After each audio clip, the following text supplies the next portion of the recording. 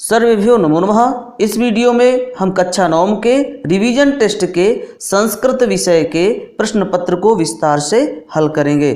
आइए शुरू करते हैं। इसमें पहला प्रश्न दिया गया है, उचित विकल्पम चित्वा लिखत। उचित विकल्प को चुनकर लिखिए। इसका पहला प्रश्न है, वृक्षस्योपरि पदे संधि अस्ति, तो इसका उत्तर होगा आ नंबर गुण संधि। फिर अगला है, कक्षा धन अभ्यांतरः इत्यस्य संधि पदम अस्ति, तो इसका उत्तर होगा द नंबर कक्षाभ्यांतरः। फिर अगला दिया है, अधोलिखितेषु व्यंजन संधि अस्ति, तो इसका उत्तर होगा आ नंबर तदनंतरः। अगला है, एकैकः पदे संधि अस्ति, तो इसका उत्तर होगा स नंबर वृद्धि संधि। फिर दिया है, मनोहरा पदस्य संधि विच्छेदः अस्ति, तो इसका उत्तर होगा आ मनः धनहरः। प्रश्न क्रमांक 2, उचित विकल्पम चित्वा लिखत। उचित विकल्प को चुनकर लिखिए। इसमें पहला दिया गया है, रोदितुम इति पदे प्रत्यय अस्ति, तो इसमें प्रत्यय होगा स नंबर तुमुन प्रत्यय। फिर दिया है, अधोलिखितेषु विलोक्य इति पदे प्रत्यय अस्ति, तो इसका उत्तर होगा आ नंबर लेप प्रत्यय। फिर अगला दिया है, सयित्वा पदे प्रत्यय अस्ति, तो सयित्वा में आ नंबर वाला होगा इसका उत्तर त्वा प्रत्यय। अगला है, तम प्रत्यय अस्ति, तो इसका उत्तर होगा ब मधुरतमः। प्रश्न क्रमांक 3, उचित विकल्पम चित्वा लिखत। उचित विकल्प को चुनकर लिखिए। इसमें पहला दिया गया है, गच्छति पदे लकारः अस्ति, तो गच्छति में आ नंबर वाला होगा लट लकारः। अगला है, अवर्षत पदे लकारः अस्ति, तो इसका उत्तर होगा बा लंग लकारः। अगला है, भवन्तु पदे पुरुषः अस्ति, तो इसका उत्तर होगा आ प्रथम पुरुषः। फिर है, मन्यतेह इत्यस्य पदम अस्ति, तो इसका उत्तर होगा बा आत्मने पदम। अगला है, लट लकारः उदाहरणम अस्ति, तो इसका उत्तर होगा आ पाश्यति। प्रश्न क्रमांक 4, उचित विकल्पम चित्वा लिखत। उचित विकल्प को चुनकर लिखिए। अधोलिखितेषु तुमुन प्रत्यय अस्ति, तो इसका उत्तर होगा ब क्रीडितुम। फिर दिया है, दत्वा पदे प्रत्यय अस्ति, तो दत्वा में स नंबर होगा त्वा प्रत्यय। अगला है, तवतु प्रत्यय से उदाहरणम अस्ति, तो इसका उत्तर होगा आ कृतवान। अगला है, अधोलिखितेषु सत्रि प्रत्यय अस्ति, तो इसका उत्तर होगा स पठन। अगला है प्रश्न क्रमांक 5, श्लोक पंक्ति पूर्तिम कुरुत। इसमें श्लोक की पंक्ति को पूर्ण करना है। तो इसमें दिया है, प्रिय वाक्य प्रदानेन, आगे इसमें जोड़ देंगे सर्वे तुष्यन्ति जन्तवः। अगला है, गुणेष्वेव हि कर्तव्यः, तो इसमें हम आगे जोड़ देंगे प्रयत्नः पुरुषैः सदा। प्रश्न क्रमांक 6, उदाहरणम् अनुसृत्य कोष्ठकगतेषु पदेषु पंचमी विभक्तेः प्रयोगम कृत्वा रिक्त स्थानानि पूरयत। तो इसमें पंचमी विभक्ति का प्रयोग करके रिक्त स्थानों की पूर्ति करना है। इसमें एक उदाहरण दिया है, मूषकः विलाद बहि निर्गच्छति, तो यहाँ पर विलाद में पंचमी विभक्ति लगा हुआ है। इसमें पहला दिया गया है, जनः रिक्त स्थान वही आगच्छति, आगे दिया है कोष्टक में ग्राम, तो ग्राम में पंचमी विभक्ति लग जाएगी, ग्रामात बनेगा, तो बन जाएगा जनः ग्रामात वही आगच्छति।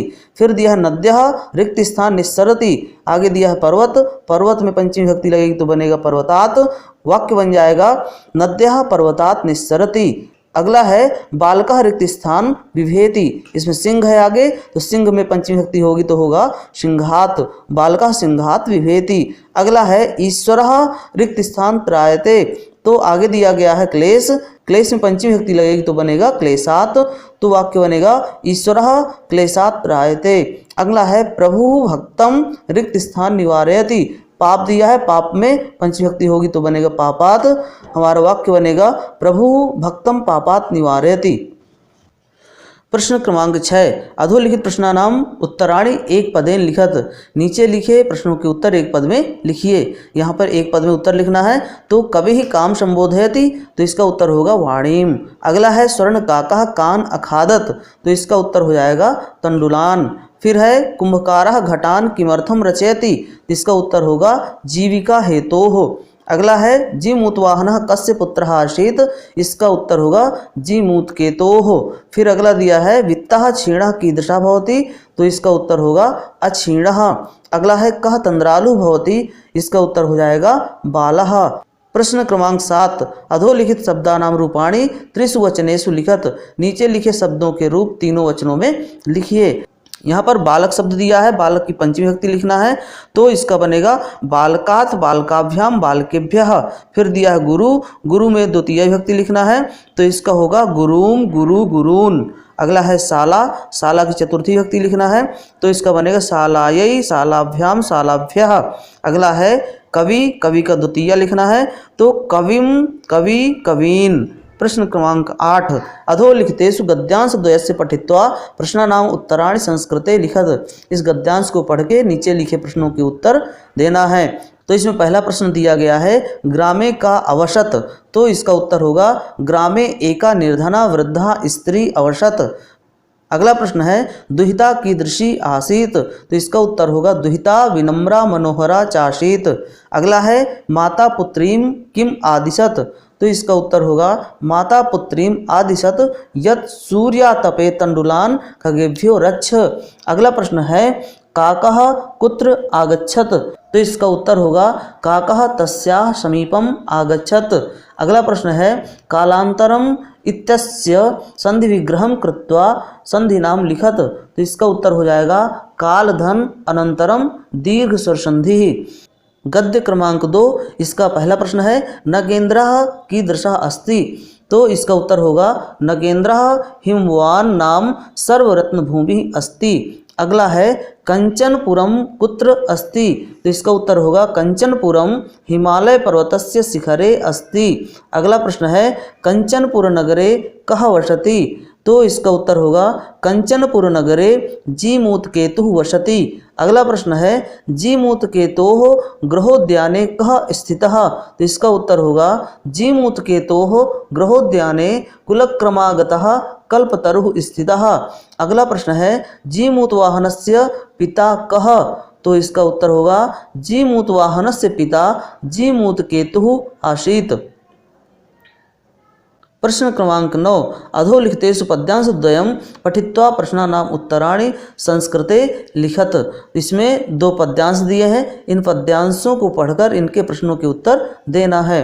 तो पहले पद्यांश का पहला प्रश्न नद्यः स्वयमेव किम न पिबन्ति, इसका उत्तर होगा नद्यः स्वयमेव अम्भः न पिबन्ति। अगला प्रश्न है वृक्षाः किम कुर्वन्ति, इसका उत्तर होगा वृक्षाः स्वयं फलानि न खादन्ति। अगला प्रश्न है के सस्यम न अदन्ति, इसका उत्तर होगा वारिवाहाः सस्यम न अदन्ति। अगला प्रश्न है सताम प्रकृतिः कीदृशी भवति, इसका उत्तर होगा सताम प्रकृतिः परोपकाराय भवति। अगला प्रश्न है वारिवाहाः इति पदस्य कः अर्थः, तो इसका उत्तर होगा मेघाः।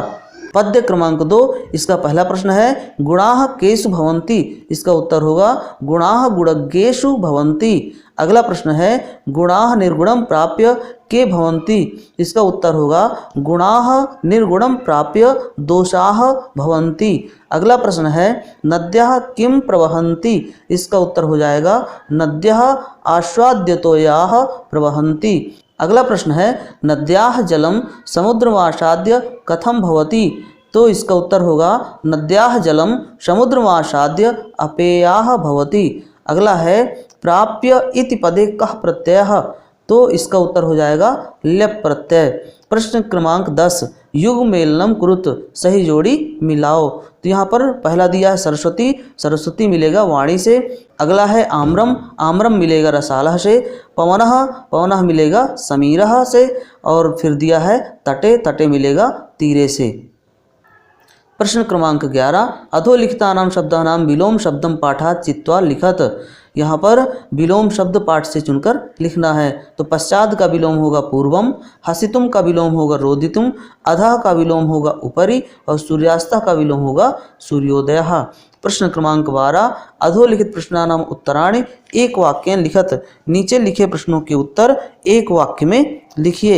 यहाँ पर पहला प्रश्न दिया गया है निर्धनायाः वृद्धायाः दुहिता कीदृशी आसीत्, तो इसका उत्तर होगा निर्धनायाः वृद्धायाः दुहिता विनम्रा मनोहरा च आसीत्।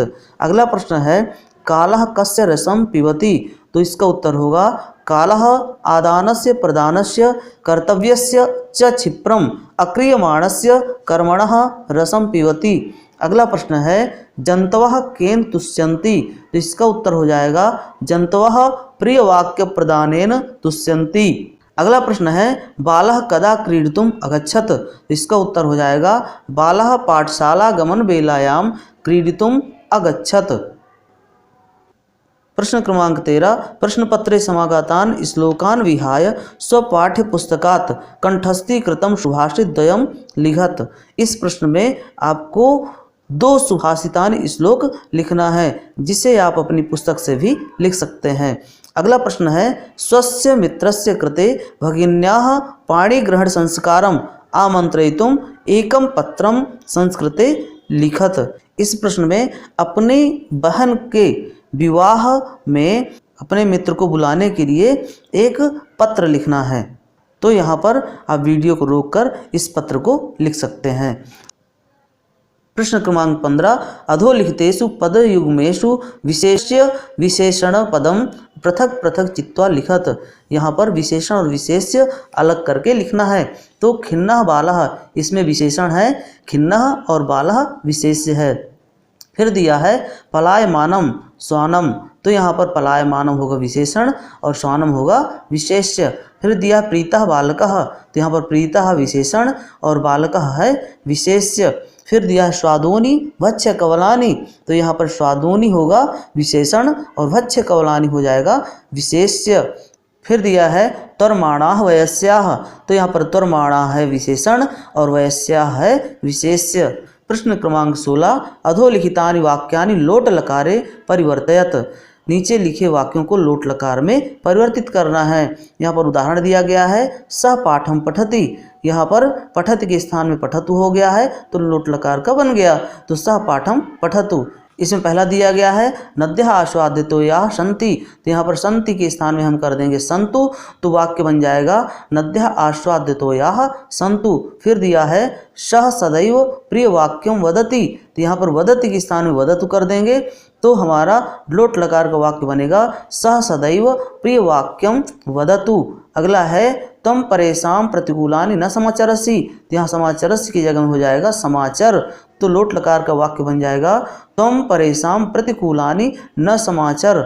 अगला है ते वृत्तम यत्नेन संरक्षन्ति, तो यहाँ पर संरक्षन्ति के स्थान पे होगा संरक्षन्तु, तो वाक्य बन जाएगा ते वृत्तम यत्नेन संरक्षन्तु। अगला है अहम परोपकाराय कार्यम करोमि, यहाँ पर करोम के स्थान पर करेंगे करवाणी, तो वाक्य बन जाएगा अहम परोपकाराय कार्यम करवाणी। प्रश्न क्रमांक 17 अधोलिखित मंजूषायाः सहायतया भावार्थे रिक्त स्थानानि पूरयत। नीचे लिखे मंजूषा की सहायता से भावार्थ में रिक्त स्थान की पूर्ति करिए। तो यहाँ पर दिए गए शब्दों की सहायता से रिक्त स्थानों की पूर्ति करना है। तो यहाँ पर हम इसे पढ़ते हुए रिक्त स्थानों की पूर्ति भी करते जाएंगे। यदा चंदनः स्वपत्न्याः काशी विश्वनाथं प्रति धर्मयात्रायाः विषये जानाति तदा सः क्रोधितः न भवति यत् तस्याः पत्नी तं गृह व्यवस्थायै कथयित्वा सखिभिः सह भ्रमणाय गच्छति, अपि तु तस्याः यात्रायाः कृते मंगलकामनां कुर्वन् कथयति यत् तव मार्गाः शिवाः अर्थात् कल्याणकारिणः भवन्तु, मार्गे काचिदपि बाधा तव कृते समस्यां न उत्पादयेत्। एतेन सिद्ध्यति यत् चंदनः नारी स्वतंत्रतायाः समर्थकः आसीत्।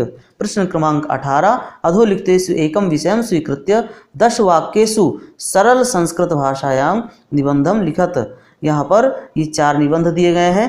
उद्यानम उत्सवः संस्कृत भाषायां महत्वम विद्यालयः। यहाँ पर किसी एक विषय पर निबंध लिखना है जिसे आप अपनी पुस्तक से लिख सकते हैं। यहीं पर आज का वीडियो समाप्त करते हैं। धन्यवाद।